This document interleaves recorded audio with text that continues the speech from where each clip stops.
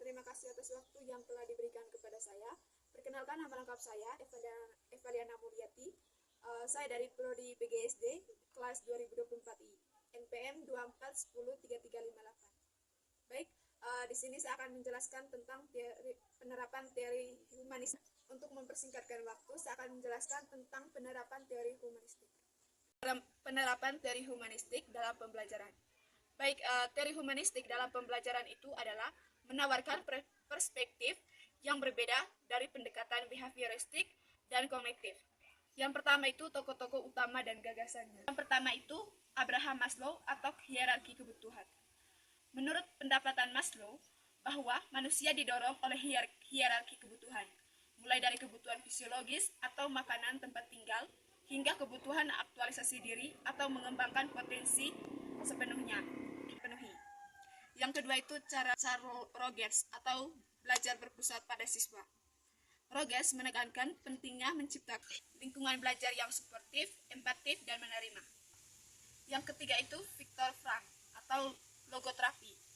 Frankl dalam pembelajaran ini berarti membantu siswa menemukan tujuan dan makna dan belajar menghubungkan materi pelajaran dengan nilai-nilai dan aspirasi mereka.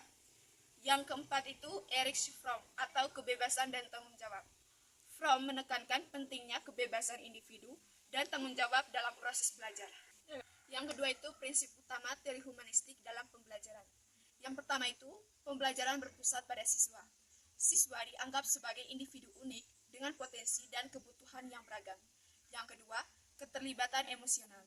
Emosi dan perasaan memainkan peran penting dalam proses belajar. Yang ketiga, kebebasan dan kemandirian. Siswa harus diberikan kebebasan untuk mengeksplorasi minat mereka. Yang ketiga itu implikasi teori humanistik pada praktik pembelajaran. Yang pertama itu perencanaan pembelajaran. Guru perlu memahami kebutuhan dan karakteristik siswa sebelum mempertimbangkan aspek kognitif, afektif, dan psikomotorik. Yang keempat itu contoh konkret dari teori humanistik. Dalam pembelajaran matematika, selain menjelaskan rumus dan contoh soal, guru dapat menggunakan proses based learning dengan memberikan kasus nyata yang membutuhkan penerimaan konsep matematika.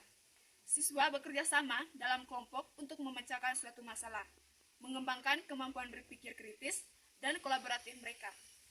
Penilaian tidak hanya berfokus pada jawaban yang benar atau salah, tapi juga pada proses berpikir dan kerjasama dan dalam kelompok. Merancang kegiatan pembelajaran. Yang kedua itu metode pembelajaran yang berpusat pada siswa seperti diskusi kelompok, studi kasus, proyek pembelajaran berbasis masalah, dan pembelajaran komparatif sangat sesuai dengan prinsip humanistik. Yang ketiga itu penilaian pembelajaran. Harus holistik, mempertimbangkan aspek kognitif, afektif, dan psikomotorik. Yang keempat itu contoh konkret dari teori humanistik. Dalam pembelajaran matematika, selain menjelaskan rumus dan contoh soal, guru dapat menggunakan proses based learning dengan memberikan kasus nyata yang membutuhkan penerimaan konsep matematika. Siswa bekerja sama dalam kelompok untuk memecahkan suatu masalah, mengembangkan kemampuan berpikir kritis dan kolaboratif mereka. Penilaian tidak hanya berfokus pada jawaban yang benar atau salah, tapi juga pada proses berpikir dan kerjasama dan dalam kelompok. Yang kelima itu kelebihan dan kekurangan dari teori humanistik. Kelebihannya, yang pertama, menerima pentingnya aspek emosional dan sosial dalam pembelajaran. Yang kedua, memperdayakan siswa untuk belajar secara aktif dan mandiri. Yang ketiga, menciptakan lingkungan belajar yang positif dan suportif. Yang keempat, membantu siswa untuk mengembangkan potensi dan aktualisasi diri. Yang kedua itu kekurangannya. Yang pertama, sulit untuk diukur secara kuantitatif. Yang kedua, membutuhkan waktu dan sumber daya yang lebih banyak. Yang ketiga, bisa dianggap terlalu idealis dan sulit diterapkan dalam konteks pembelajaran yang kompleks. Yang kelima itu kelebihan dan kekurangan dari teori humanistik. Kelebihannya, yang pertama, menerima pentingnya aspek emosional dan sosial dalam pembelajaran. Yang kedua, memperdayakan siswa untuk belajar secara aktif dan mandiri. Yang ketiga, menciptakan lingkungan belajar yang positif dan suportif. Yang kedua itu kekurangannya. Yang pertama, sulit untuk diukur secara kuantitatif. Yang kedua, membutuhkan waktu dan sumber daya yang lebih banyak. Yang ketiga, bisa dianggap terlalu idealis dan sulit diterapkan dalam konteks pembelajaran yang kompleks. Meskipun memiliki banyak kekurangannya, penerapan prinsip-prinsip humanistik dapat menciptakan lingkungan belajar yang keenam itu kesimpulan. Teori humanistik menawarkan pendekatan pembelajaran yang berpusat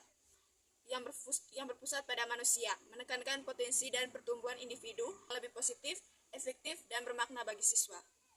Penting untuk dan menyeimbangkan penerapan teori ini dengan pendekatan untuk mencapai pembelajaran yang holistik dan efektif. Sekian dari saya, terima kasih.